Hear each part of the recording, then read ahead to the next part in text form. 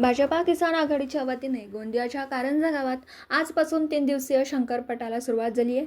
गेल्या 3 वर्षांपासून भाजप किसान आघाडीचे अध्यक्ष तसेच गोंदिया जिल्हा परिषदेचे सभापती संजय टेंभरे यांच्या वतीने या ठिकाणी दरवर्षी भव्य शंकरपटाचं आयोजन करण्यात येतं।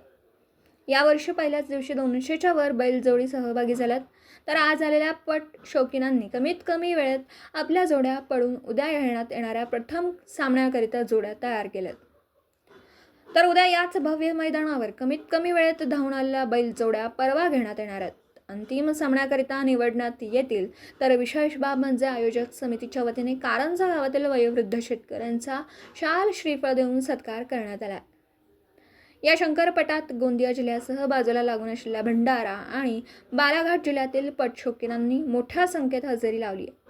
तर खास बाब विजयी बैलजोड्यांस ज्या बैलजोड्या पराभूत होतील अशा बैलजोडी मालकांना देखील प्रोत्साहनपर बक्षीस देण्यात येतं, हे विशेष आहे।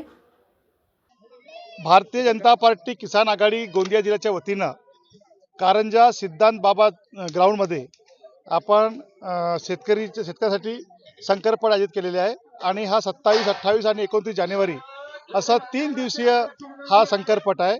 आणि याच्या अगोदर आम्ही पण शंकरपट केला, पण यावर्षी आज पहिल्याच दिवशी 200च्या वर जोड्या गेलेल्या आहे। म्हणजे असं वाटतंय की 3 दिवसामध्ये कमीत कमी 500 जोड्या पार करतील असं सध्या तरी वाटतंय। त्याच्या मागचं कारण असं, आमच्या स्वतःच्या शाळा पण आहेत, पण मी कधी आपल्या शाळेमध्ये स्वतःहून कधी फ्लॅग होस्टिंग करत नाही।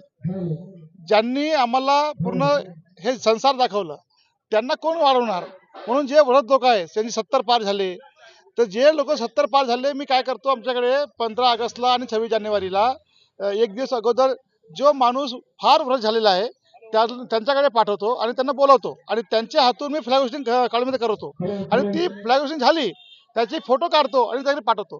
त्याच अनुषंगाने या कारंजा गावाला जे 70च्या वर आहे वृद्ध लोक त्यांना कोण विचारणार, म्हणून त्यांचं किसान आघाडीच्या वतीनं आणि या भागाचा मी जनप्रतिनिधी असल्यामुळे त्या सर्व वृद्ध लोकांच्या, वरिष्ठ लोकांचा सत्कार करण्याचं काम आम्ही केलं आहे। दिवसभरातील घडामोडींचा आढावा घेण्यासाठी पाहत रहा N24 मराठी न्यूज चॅनल।